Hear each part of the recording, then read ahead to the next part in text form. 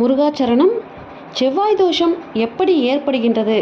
ஒரு ஜாதக கட்டத்தில் லக்னத்தில் 1, 2, 4, 7, 8, 12 இந்த இடங்களில் செவ்வாய் கிரகம் இருந்தால் அது செவ்வாய் தோஷமாக சொல்லப்படுகின்றது. 7ஆம் இடம் பார்த்தீங்க அப்படின்னா கலத்திரஸ்தானம், அதாவது திருமண வாழ்க்கை.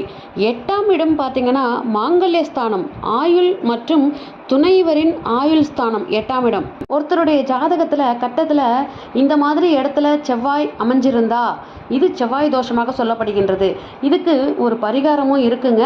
இந்த மாதிரி செவ்வாய் தோஷம் இருக்கிறவங்களுக்கு திருமணம் ஆகிறதே ரொம்ப கஷ்டமாக இருக்கும். அவங்களுடைய வாழ்க்கையில் ரொம்ப கஷ்டப்படுவாங்க. திருமணம் ஆனாலும் கணவன் மனைவியிடையே தகராறு, பிரச்சனைகள், அவங்களுக்குள்ள ஒரு அந்யோன்யமான உறவுகள் இல்லாமல் இருக்கும். அந்த மாதிரி இருக்கிறவங்களுக்கு தான் இந்த பரிகாரம். அங்காரகன் என்று ஆளுமையுடன் குறிப்பிடும் இந்த செவ்வாய் மங்களகாரகன் என்று கூறினாலும் ஜாதகத்தில் 2, 4, 7, 8, 13 பாவங்களில் அமரும் பொழுது தோஷத்தை ஏற்படுத்தி விடுகின்றது. அதோடு மட்டுமல்லாமல் கடகத்தில் அமரும் பொழுதும் நீசம் என்கின்ற தன்மையை ஏதுகின்றது.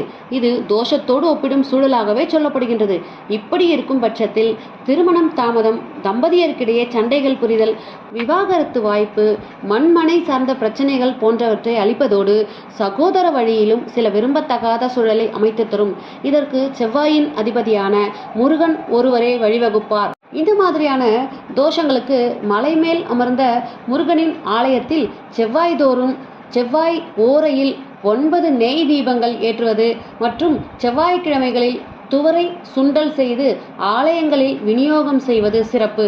இந்த நேரத்தில் நம்ம சொல்லக்கூடிய மந்திரம் என்ன அப்படின்னு பார்த்தீங்கன்னா, ஓம் அங்காரகாய நமக அப்படிங்கிற மந்திரத்தை டெய்லியுமே நம்ம 108 தடவை சொல்லி ஏற்றும் போது நல்ல பலன் கிடைக்கும் உங்களுக்கு.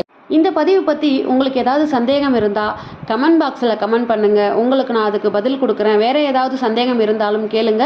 இது போன்ற ஆன்மீக தகவல்களை பெற நம்ம சேனலை உடனே சப்ஸ்கிரைப் பண்ணி சப்போர்ட் பண்ணுங்கள். இந்த பதிவு பிடிச்சிருந்ததுன்னா இந்த பதிவுக்கு ஒரு லைக் கொடுத்துட்டு உபயோகமானதாக இருக்குன்னு தெரிஞ்சதுன்னா உங்கள் ஃப்ரெண்ட்ஸுங்களை யாருக்காவது ஒருத்தருக்காவது ஷேர் பண்ணி பாருங்கள். மீண்டும் அடுத்த பதிவில் சந்திக்கிறேன். நன்றி, வணக்கம்.